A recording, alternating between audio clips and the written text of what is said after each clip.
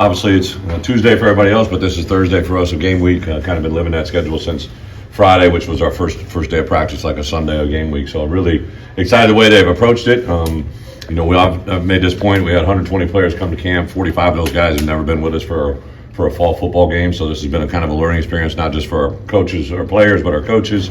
But we do have a lot of experienced players that have played here, know our routine, know how we do things. Today was a Thursday practice, which is a little bit different. It's a lot of tempo, a lot of quick transition. We work all phases of the kicking game, a lot of communication, football specific, end of half, end of game, red area, goal line, coming out, early downs, you name it, and then also in the kicking game. So really good concentration practice. For us, from a clearance standpoint, everybody that we expected to play, and going back to our last time we talked, there isn't anybody that's being ruled out from the game. There are a couple guys that got in here in the last 3 or 4 days that have passed all the tests and everything going forward, so unforeseen. Even Kevin Wington, who rolled his ankle up a little bit, we didn't expect to have him for the game, but he got cleared in practice today and looked really good. Give a lot of credit to him to battle back and put himself in a position to help the team. So really, really excited for this group.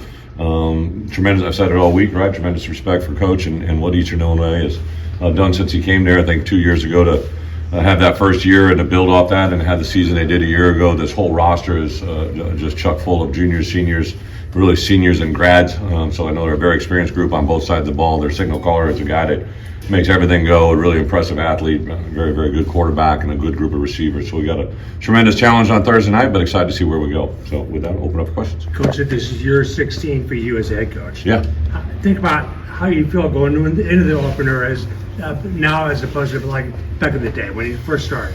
It's a great question, but I think because it's been so many, there's been an evolution. I don't think there's any doubt every year presents its own set of challenges and unique scenarios. You open up with a certain type of opponent, offense, defense. But coaching is coaching. You got to adapt to the times. I think that's the biggest challenge, right? Is just dealing with the things that college football brings now, the roster attrition, the NIL world, the portal world. Listen, we're having conversations just as much with our third string right tackle as we are with our first string right tackle, because someday he's going to be the starter, right? And there's a whole lot of things going on in college football. I just had a couple Zoom calls last week, sit on a couple committees where you're talking about things that affect the 2025 class. So it's part of it. It's fun. It's enjoyable. I've said it all along, right? I got the greatest job in the world, and to be able to do it every day, I'm excited to get to Thursday for a variety of reasons, but it's finally just a chance to watch our guys play football against somebody else and see what happens. Are you nervous? Are you nervous before a game? I don't know if there. I guess everything is a definition that you hold. Like, I think there's anxiousness, right? I think there's a lot of things that you haven't seen before. You're anxious to see it. I don't ever really.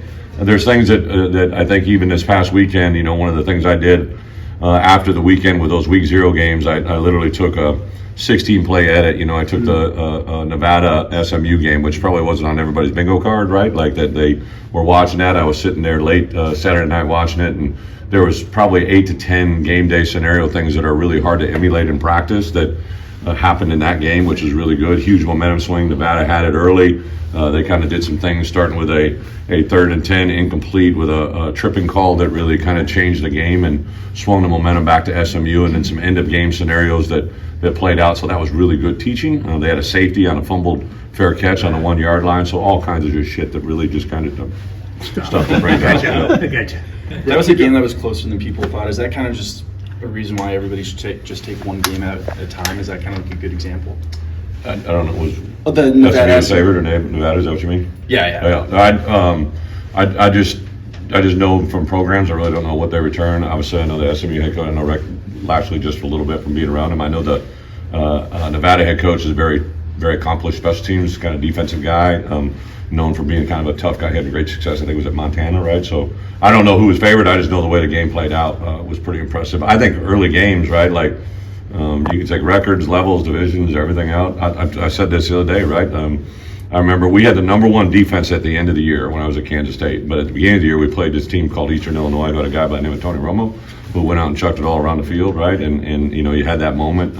2 years prior to that, I was a young linebacker coach in Iowa, and we talked about knocking out their starting quarterback because they had this freshman by the name of Roethlisberger who's like 6'4", 250. We're like, we're going to get this guy in the game, and he proceeded to get in the game and do what he did, right? So you always have those unknowns, which I think is part of the cool thing about college football. But Eastern Illinois needs no respect from us, right? What they put on the field, right? They have shown what they're capable of doing, and our guys have respected it from when we started watching that film last spring to where we are now. So how are Carson Goda and Daniel Brown? I mean, I think maybe we saw them limited. Yeah, Carson got 100% cleared. It was all good. I think Carson probably for us will be involved in a lot of things offensively, some things special teams wise. Daniel Brown cleared. He's been with us the last 4 days. I think in that room, Alec, Gabe, Seth, Daniel, JoJo Hayden has had a really good fall camp. So I think at that outside linebacker room, you're going to see a lot of guys play various roles. How's it kicking? We haven't. So David Alano will for sure be our field goal kicker. I think Chow will be our kickoff guy, and he will be our punt guy. There may be some mix and match based on the game scenario. Lane Hansen is by far, our snapper that's established himself pretty good. Hugh Holtz. So the kicking game has probably kind of manifested itself out pretty good, but they're really good competition between David and Chow, and then also Breezy's probably had as good a camp punting and kicking, so he'll kind of factor into both roles. With whatever you saw in week 0, Brett, with the new clock rules, did it work out the way you thought it would? It's a small sample. I think it's going to be really interesting to see how things play out. There's a couple of these subtle changes that I think until you see a big grouping of, I look at the NFL kickoff thing, right? Everybody's kind of talking about that. There's just such, I think even in the preseason games, like it plays out differently well in the regular season. So it's going to be interesting, these non-conference openers, right? And teams that don't have common opponents, once like kind of how these new rules play out. I think because of the clock, for sure at the end of half, you're probably going to have more points scored than ever before. Okay. And I think at the end of the game, there's going to be scenarios where teams may score a little faster than they should, which puts another team on the field to have a chance to beat you, right? So a little bit of everything. I'm really intrigued to see how the coach to player thing plays out. And in the sideline tablets, we've been talking to people that have been involved already in game days, just to kind of see how those play out. We're at night, right? So there's some teams that have had issue with glare, but that takes care of it. We've already practiced that. But and then also I think the big one, just the coach to player between the play caller and especially on the offense side and defense side between those two guys. How have you seen that tight end room kind of rebound, I guess, after Cole's loss? And I'm assuming we know most of them. Yeah, Cole was with us in the spring, but he really hadn't been involved, and we were kind of just getting a feel for where he was there. I think, without a doubt, Tanner Arkin, really since last fall to where he is, he's the leader of that room. He's a captain.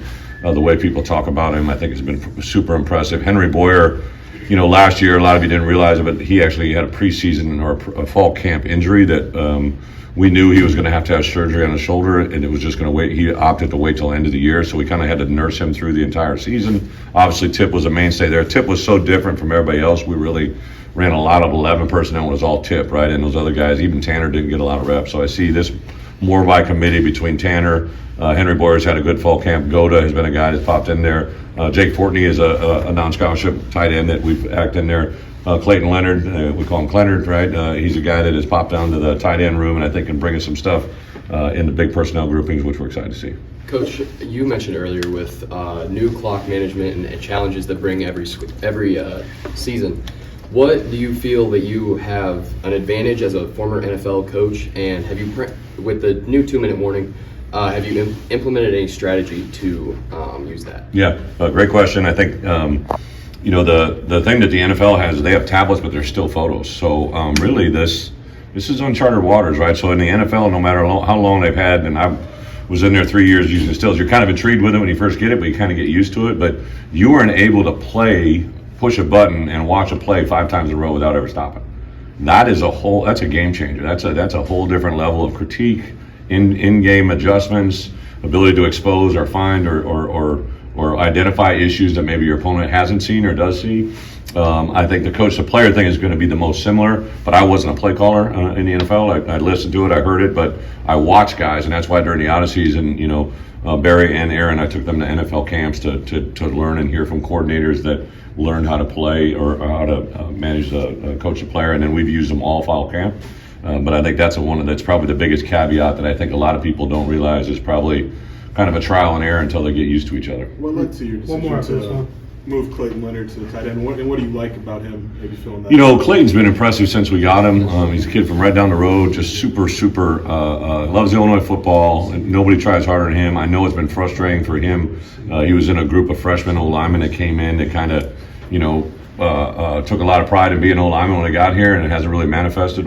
Joey transferred out, right, and Clayton is here, and obviously Hunter's into the mix a little bit, so it's kind of been a little bit of haven't maybe seen as much as they wanted to get on the field. But Clayton's attitude, demeanor, waiver, he just can't really get as big as he wants. So I got a kick the first day we moved him to tight end. He came out with his jersey rolled up and had a 41 on, right, and had a unique posture, shall we say, walking out. And but the tight ends have taken to him. He's learned very, very well. Had to, from being an old lineman that they told you to play to a tight end that's got to see the play come from the sideline. So he went through a lot, and I just can't say how much I appreciate him and what he's been able to do and put himself in that position.